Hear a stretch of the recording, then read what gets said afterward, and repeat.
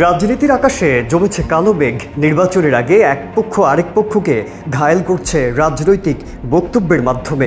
এদিকে নতুন রাজনৈতিক দল এনসিপির সঙ্গে বিএনপির দূরত্ব এখন সামনে এসেছে। গণ অভ্যুত্থানের পরপরই বিএনপির সঙ্গে জাতীয় নাগরিক পার্টির মতপার্থক্য এবং বোঝাপড়ায় ব্যাপক ফাটল ধরেছে। কি নিয়ে এমন দোলাচলের দিকে যাচ্ছে দুই দলের অবস্থান, সংস্কারের কতটুকু প্রভাব ফেলবে রাজনীতিতে? এছাড়া বিএনপি প্রধানমন্ত্রীর ক্ষমতা কমানোর পক্ষে একমত নয় বলে জানা গেছে। জুলাই আগস্ট আন্দোলনের দুই বড় শক্তির টানাপোড়েনই সংকট বাড়াচ্ছে বলে মনে করছেন বিশ্লেষকরা। এদিকে এক মাসের ঘটনা প্রবাহ বলছে সংসদ নির্বাচন, সংবিধান বাতিল, রাষ্ট্র সংস্কার, আওয়ামী লীগ নিষিদ্ধ, ৭১ ও ২৪, সেকেন্ড রিপাবলিক ও গণভোট, মোটা দাগে এই কয়টি বিষয় দল দুটির মধ্যে সাপে নেউলে সম্পর্কের মূল কারণ হয়ে দাঁড়িয়েছে। রাজনৈতিক বিশ্লেষকরা বলছেন, মূলত ক্ষমতা কেন্দ্রিক রাজনীতি ও রাজনীতিতে আধিপত্য বিস্তারকে কেন্দ্র করে এক ধরনের লড়াই চলছে। রাজনৈতিক দল হিসেবে রাজপথে বিএনপির শক্ত অবস্থান রয়েছে।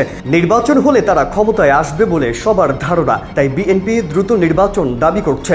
গণ অভ্যুত্থানের পর নাগরিক পার্টির নেতাদের যে প্রভাব তৈরি হয়েছে তার সমাধানও করার চেষ্টা করছে।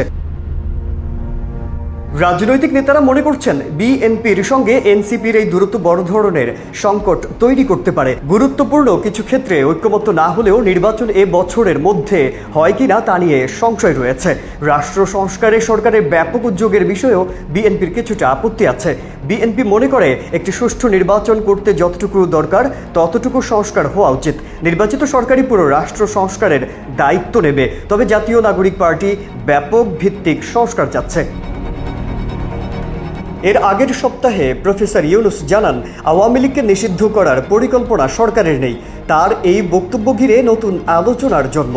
এরপরেই পক্ষে বিপক্ষে বিভিন্ন দল ও রাজনৈতিক অঙ্গনে তোলপাড় শুরু হয়েছিল। রাজনৈতিক সমীকরণ যেমনই হোক না কেন, দেশের মানুষ অপেক্ষায় আছে কবে নির্বাচিত সরকার ক্ষমতার মসনদে বসবেন, দেশে ফিরবে সুন্দর পরিবেশ। এই ক্ষণ গণনা শুরু করেছে রাজনৈতিক দলগুলো। মাজহারুল আলম, কালের কণ্ঠ।